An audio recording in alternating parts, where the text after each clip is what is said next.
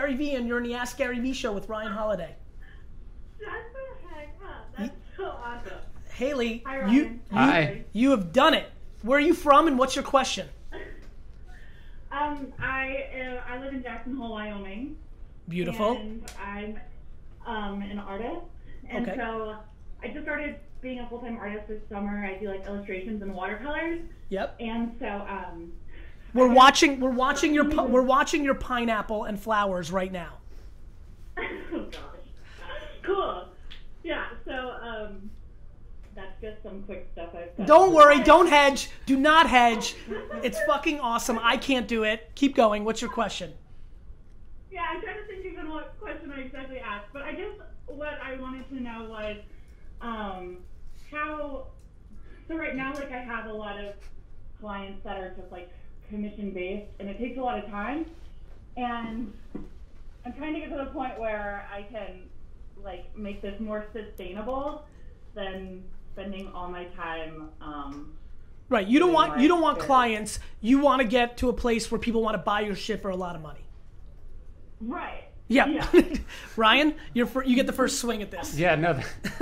Well, first off, I would think Let's about. just cut to the chase, Haley. I would think about charging. If you're doing stuff on commission, that should be incredibly expensive, and then that way the stuff that's not on commission can be cheaper, but then scale more. So I'm always, if it's just going to be you, if you're not trying to build this huge organization around you, you want to be exclusive, and you want there to be value in that exclusivity. So that's how I would think about it. Haley, I think that Ryan's making an interesting point. I'll tweak on it. Have you continuously charged more every time you got a new client? I've been trying to lately, but I've kind of like, I'm also at it's kind of scary, like the point I'm at, I feel like I don't know if I have enough client base to move up further than I am right now. And how long have you been doing this? It's been a hobby. So I used to do fashion design, so it's been kind of a hobby on the side for probably about 5 years. I've been doing stuff for clients, and then just this year I've started to raise prices like very slowly. And how many hours a day are you spending on this? Quite a bit. I mean, probably half the day every day. What's half the day by your definition? Probably 8 hours. Is you painting, right? Right. And what's happening with the other 16 hours in your day? I have another part-time job. Good. And then I suppose I get sidetracked with social media as well. Respect. Thanks for the honesty. So instead of building fences, you're just going through your feed. Yeah, and then I think I also get sidetracked trying to figure out what avenues to go towards. Avenues as gateways to new clients. Right. Yeah. Have you made spec pieces for people with big social followings and just sent it to them as gifts or DM'd them, or have you gone down that route? That has been a real good hack for a lot of artists. I mean, every time I get something, I throw it on the back here. Like, has that been part of the equation? Not every time, 1 every 10 times. Back to why it's hard. Has that been part of your equation? It's been a little bit. I actually did that with Paslin earlier this year, and I went to him and painted him a mural. But I've had good luck with that, but I'm finding a hard time.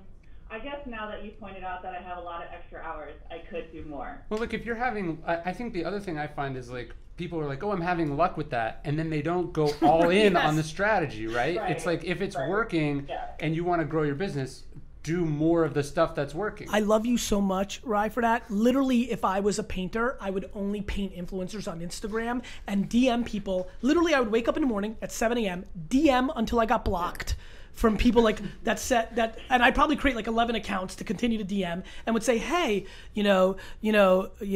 hey, Jake Ben Ruby, I like your style. Can I make a piece for you? And literally do that. And it's great that Kastner's here because he was with me when I was in the early days of digital, where it was exciting for me to sit and cold email, DM, create forum names and become part of a community to bring awareness to something that I was willing to over deliver on, right? And so, like, I think you should spend 2 hours DMing people and saying, I'd like to make a piece of art for you, right?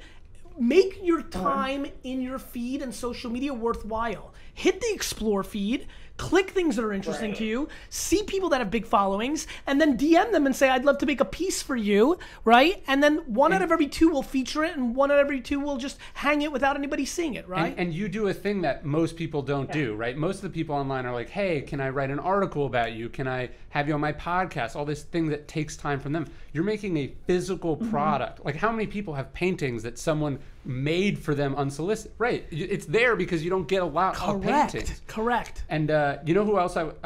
Mark Echo, who we both know. Yep. He literally launched Echo Industries, which became $1 billion company by making swag for people in hip hop. He made a jacket for Spike Lee about Malcolm X. Yep. I talk about this story in my book Perennial Seller, but he talks about it in Unlabel.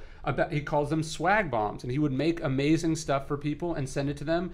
And this airbrush jacket launched a 20-year relationship that he has with Spike Lee. Haley, listen, influencers on Instagram are underpriced by their attention.